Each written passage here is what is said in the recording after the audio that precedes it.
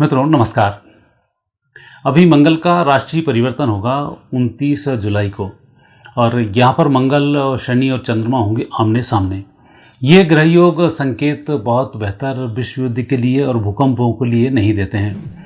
जैसा मैंने आपको पहले बताया था कि अमेरिका में भूकंप आएगा और फिर वहाँ पर एक नई तबाही होगी और आने वाले समय में अब सुनामी टाइप की समुद्र में भी हलचल की संभावनाएं बन रही हैं।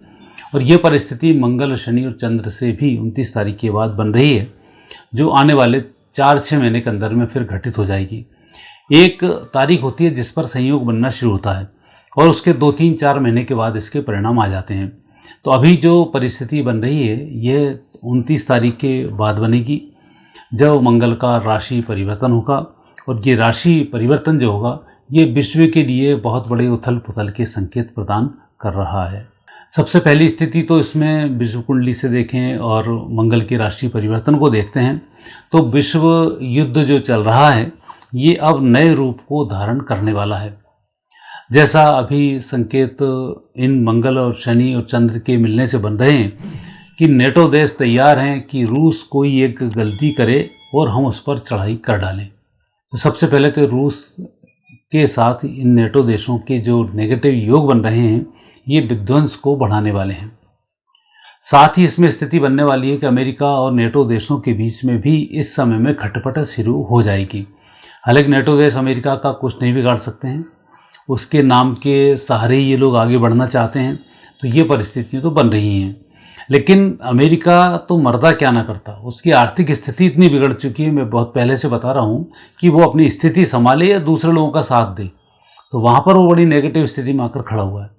इस समय दुनिया के 2 देश ऐसे हैं जो अपनी आर्थिक स्थिति से जूझ रहे हैं और अपनी इज्जत को बचाए बैठे हैं। एक है अमेरिका और दूसरा है चीन। इनकी स्थिति इतनी बुरी है कि इंतजार कर रहे हैं कि पैसा हमारे पास कहाँ से आ जाए। इस पैसे को फैलाने के लिए, पैसा इकट्ठा करने के लिए ही चीन ने कोरोना जैसी महामारी को के लिए ये विषाणु तैयार किया था कि जैसे तैसे हो जाएगा और मैं इसकी वैक्सीन तैयार कर लूँगा और वैक्सीन बेच के अपना आर्थिक स्थिति को मजबूत कर लूँगा। और कुदरतन स्थिति है कि भारत की आर्थिक स्थिति पूरी दुनिया में सबसे ज़्यादा मजबूती के साथ बन रही है और जिस तरीके से और 2-3 अर्थव्यवस्थाएं धराशायी होंगी तो भारत कब नंबर 2 और नंबर 1 पर आ जाए इसका कोई भरोसा भी नहीं है। और आने वाले समय में आप देखेंगे कि तीसरी अर्थव्यवस्था कब पहली पे कन्वर्ट हो जाएगी आपको पता भी नहीं पड़ेगा और ये तो समय बताएगा। 2029 में हम बात कर रहे हैं, भारत नंबर 1 की अर्थव्यवस्था बनने की ओर अग्रसर हो रहा है।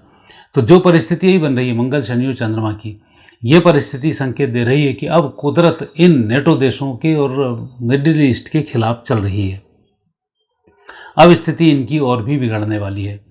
तो नेटो देश में यूरोपीय देश लगभग अब इकट्ठे होकर कुछ लोगों को धमकियां जरूर देंगे, लेकिन ये खुद ही फंसते चले जाएंगे। और रूस से इनका एक बार युद्ध हुआ तो युद्ध बड़े विध्वंसकता की ओर जाएगा।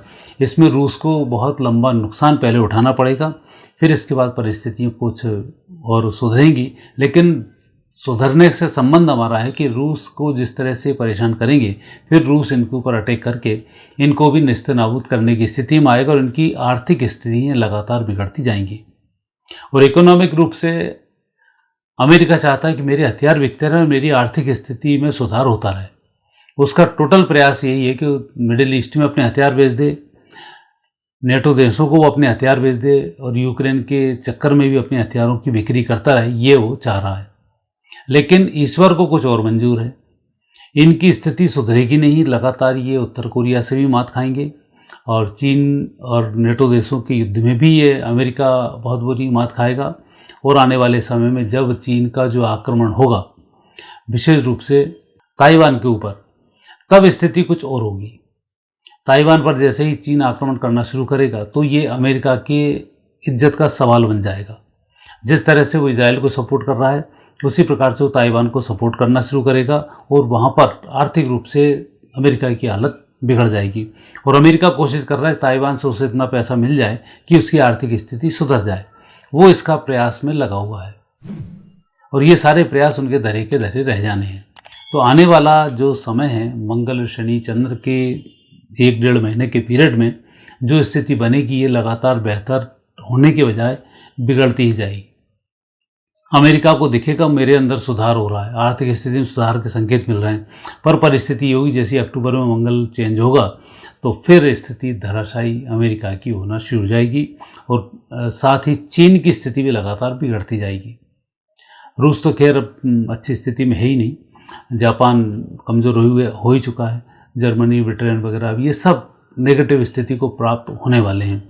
तो अभी जो संकेत मंगल चंद्र और शनि के हैं ये मारकाट बढ़ाने के संकेत हैं।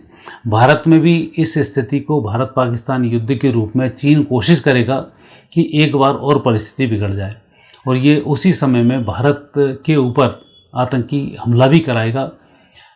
मुझे लग रहा है कि ये हमला अगस्त और सितंबर के अंदर में होना चाहिए, जिसमें कि भारत की आर्थिक स्थिति को बिगाड़ने के लिए चीन फिर समस्त मुस्लिम देशों को टर्की वर्की को इकट्ठा करने के बाद कोशिश करेगा कि भारत पाकिस्तान के युद्ध कम से कम 4 से 5 महीने चल जाए।